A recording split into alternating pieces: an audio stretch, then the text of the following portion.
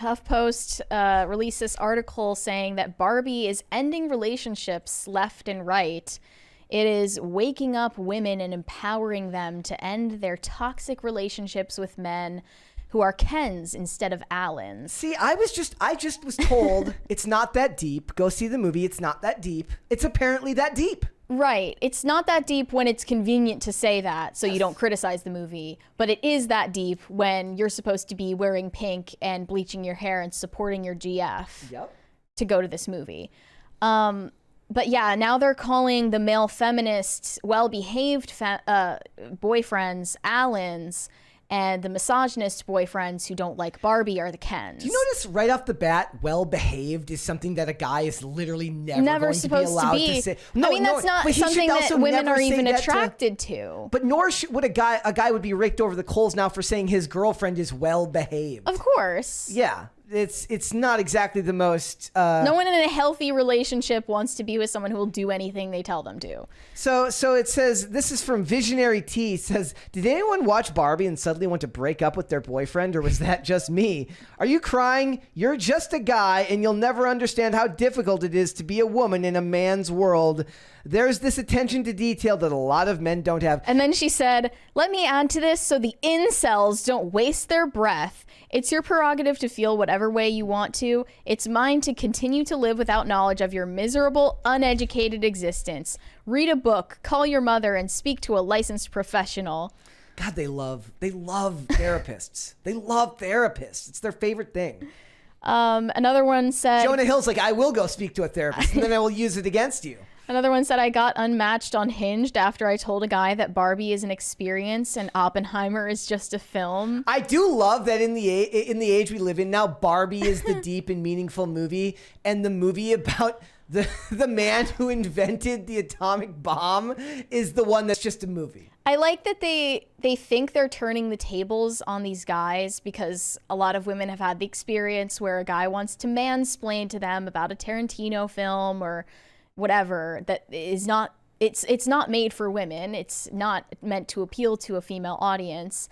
And it's the same way that they made fun of the Kens in the movie for trying to explain The Godfather to the Barbies. Here's the problem. The difference is that, you know, as you were saying, when guys do this, when they try to explain these movies in detail to women and, you know, hold the back of their neck, it's because they feel strongly about it and they want to share something they care about with another person, and it's a way of connecting, however ineffectual it is. That's Also, the attempt that's being made. A guy would never break up with a girl because she didn't like Fight Club. That's not a thing. Hopefully not. I'm sure it's happened once or twice. Maybe in the world. That's never happened in history. I mean, it depends on the guy, because like sometimes men will, you know, try to explain one of these movies and then intentionally make you feel stupid for not enjoying it as much as they do, and that's wrong. But usually what they're doing is just sharing something that they like with someone they like, and it's, again, not that deep. It's why I got and really that's why excited. I didn't like the part in Barbie where the Kens were, you know, mansplaining The Godfather and singing Matchbox 20 to the Barbies, and we're supposed to have this disdain for the Kens for doing this, when really it's just because they want the approval of the Barbies. They want to feel respected by the Barbies. And I don't see anything wrong with that. You know, what's so patriarchal and oppressive about that? It's just, it's a disdain for any type of connection and vulnerability between the sexes that apparently is affecting people's real relationships. I mean, this is proof, if you needed any, that the media people consume absolutely does affect their real life choices and their real life perceptions. And it is that deep. However much they tell you it's not that deep, it is for them. Another TikTok said, my boyfriend and I watched the Barbie movie together, and in the middle of it, when he saw how Barbie was being treated versus Ken, he looked at me and said, I'm sorry, babe. When I asked him why, he said, because I didn't realize how cruel the world was to women. And right there, I knew how blessed I was to have this man. And all the comments are complaining about how their boyfriends aren't, you know, well-behaved Allens. One said, my boyfriend doesn't want to go with me, heartbreak emoji. Another said, any man who doesn't want to watch Barbie with you doesn't deserve you, queens. Another one said, that's such a healing moment. Having a man you know finally get a glimpse of what you go through. I love that he wasn't defensive, but was apologetic. They love that they want you to apologize to them. And be subservient. Oh. Do you remember the trans man who was a woman and became a man and then committed S-word? I'm sure there are many sewer slide. Cases of that. Because she transitioned to a man and realized that nobody gives a crap about what happens to you. Because the man's world that they're talking about is the top 1% of men that make up 0% of the people you or I will ever actually interact with on a daily basis. The men who make up the man's world are the CEOs and the businessmen that make the world the way it is. That's not the people you work with. That's not the construction workers, the store when keepers. Ken went into the real world, he wasn't interacting with homeless men on the street. He was interacting with the CEOs. No, and I will say that there's nothing wrong with the idea of understanding that you there are unique characteristics to you as a woman that make your life more challenging than would make my life in certain ways, and there's ways in life that make my life as a dude more challenging than would make your life, right? And sure. That's a big part of how all of this goes. And one of the reasons I enjoy having these discussions is because we're not taking hardline stances on a lot of this, because at the end of the day, there's a lot of money to be made from people who want to weaponize these discussions against one another. All the people, I mean, so much of social media is that, right? It's people having these discussions in very, very loud, flourishing ways that denigrate just how nuanced they're actually supposed to be. Meaning that it's like it's a woman talking passionately about all the things that affect her, and that's fine. But then the men come in the comments and say like, "Look, this also happens to men. This also happens to me." And then men will have the same thing. There's guys who will talk about all the ways in which their life is difficult, and then women will come in and say like, "You don't understand." Yeah. You're like for anybody who watched America Ferrera's monologue in Barbie about how hard it is to be a woman these days and saw a kernel of truth in it that they could relate to, all of that was undermined by the fact that it was used to divide men and women further. Mm-hmm. So yeah, there are some things about living as a woman that make it harder. There are things about living as a man that make life harder. And it doesn't need to be a competition, and we don't need to do the Impression Olympics about it.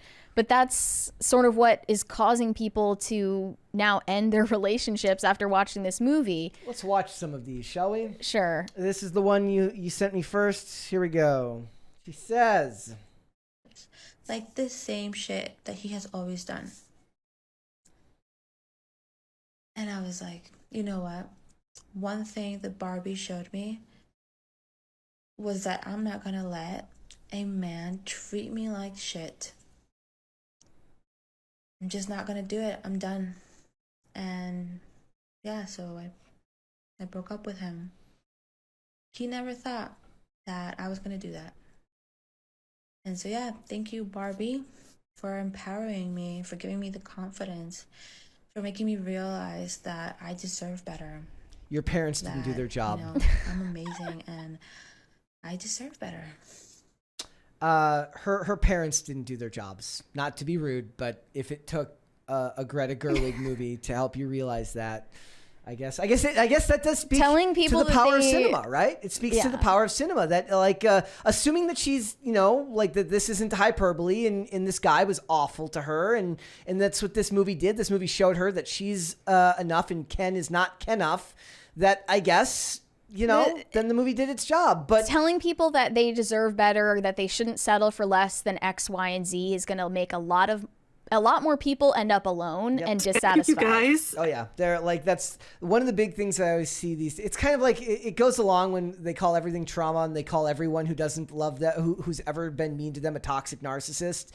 Another one that goes along with that is like, you don't like never settle for less than you deserve, which is a great sentiment on its head, but not necessarily the easiest thing in the world to practice because the world just doesn't exist in slogans like that. And Let's usually watch another leads one. to bad things. Here we go. I just realized that the Barbie movie is a litmus test. If you go see it with a guy who's like, Ken did nothing wrong, patriarchy good, then you know that you need to get rid of him. I thought that plot twist in the villain arc was so weird, but Greta's trying to save us all through Barbie. There's a $20 one there from Gordon Shumway. That was painful. Gordon Shumway said, so let me get this straight. A woman watches Barbie and is about to become insufferable, but first she breaks up with her boyfriend. Tell me how he is losing in this scenario. Fair point. A lot of dodged bullets here, Yeah, for fair. sure. That's a fair point. Another TikTok said, the best part about the Barbie movie is that my boyfriend proved to me more than ever that he's the best. He dressed in pink. He got all the jokes and the moving parts. Afterwards, he discussed with me what a masterpiece this movie is and how hard it must be to be a woman. I'm so lucky to have him. I would ask the question, does she ever acknowledge to him that there are inherent struggles with being a man that deserve to be pointed out? What are the movies that come out now that discuss the inherent struggles of being a guy? Because I don't know what those movies are. Maybe the He-Man movie is going to address that. But that got canceled. No, so oops. that That's got not going to canceled. happen anymore. Well, alternatively, there was a Reddit thread from a guy saying that watching Barbie led him to break up with his girlfriend after he realized he needed to be less dependent on his girlfriend for validation, just like Ken. He needed to realize that he was Kenough. He said, Good for him, bro. Believe it or not, this realization shook me. I had been clinging to the comfort and support she provided, blind to our mounting issues. So his takeaway from it is that he's Kenough and he doesn't need his Barbie. Backfire. Uno reverse. Take that, you Yeah, he incel. hit the Uno reverse on these women. Got him. Don't settle for less, Kens. Well, hey, that's what it should be, right? Like, he's got to go out in the world. He's got to make his own way. And he doesn't need his pesky girlfriend there making him go to see Barbie movies. Like, there's actually probably a great movie or short film to be made about a girl who's been planning to go take her boyfriend or husband to go see the Barbie movie, and then it backfires at the end and he doesn't understand what it means to be, how difficult it is to be a woman. Instead, he understands that he needs to exist without her if he's going to become all he needs to be. Thank you, Greta Gerwig. Thank you, for Greta. doing that for society. Truly a humanist film, as she said in that interview. It truly is. We got one more to watch here. Okay. Like the Barbie movie is going to start a new trend in dating. And I love that. Because for the last decade, how many women have had to go on a date with a dude and have to sit there and listen to the nuance about Fight Club, about American Psycho, and about, I don't know, any Tarantino movie ever created. And now it's just like, okay, and you get to ask him, what do you think about the Barbie movie? And watch those wheels turn to see that response. I cannot wait. I cannot wait.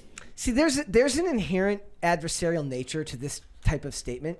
When I like for instance, yesterday, I'll give you an example of somebody who's like someone like me. I'm not in a committed relationship, but I turned to Twitter and started singing the praises of the Twisted Metal series yesterday. Not because I was mansplaining to Twitter, but because I wanted to share with people something that I was growing to become passionate about.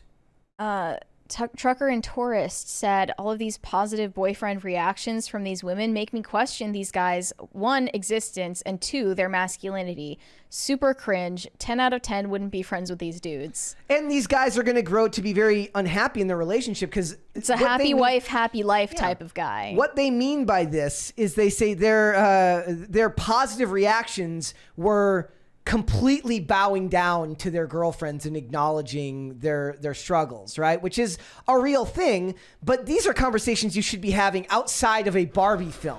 Like, you should be able to communicate in a way that allows you to tell your husband or boyfriend that life as a woman is not easy before you get to this stage. Otherwise, maybe you don't know if you're marrying the right guy or not. Like, if he can't, Right. these men, like, if your men aren't doing this, they're showing a stunning lack of empathy or sympathy. Yeah, right? they shouldn't need a Greta Gerwig movie to unlock empathy in their system. Thank you. And look, at the end of the day,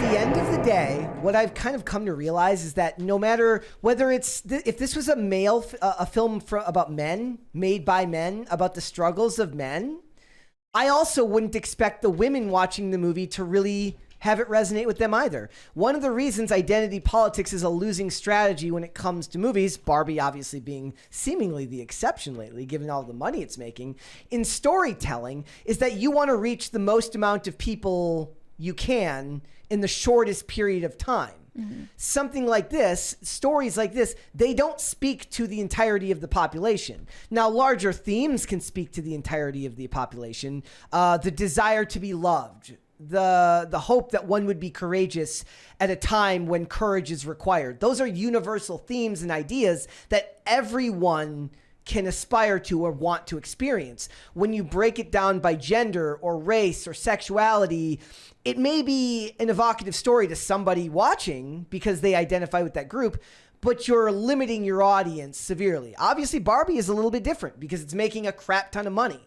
But in general, this is the exception and not the rule. Yeah. To that. Well, one male psychotherapist quoted in this article thinks that the Barbie movie was actually very sympathetic to the struggles of men.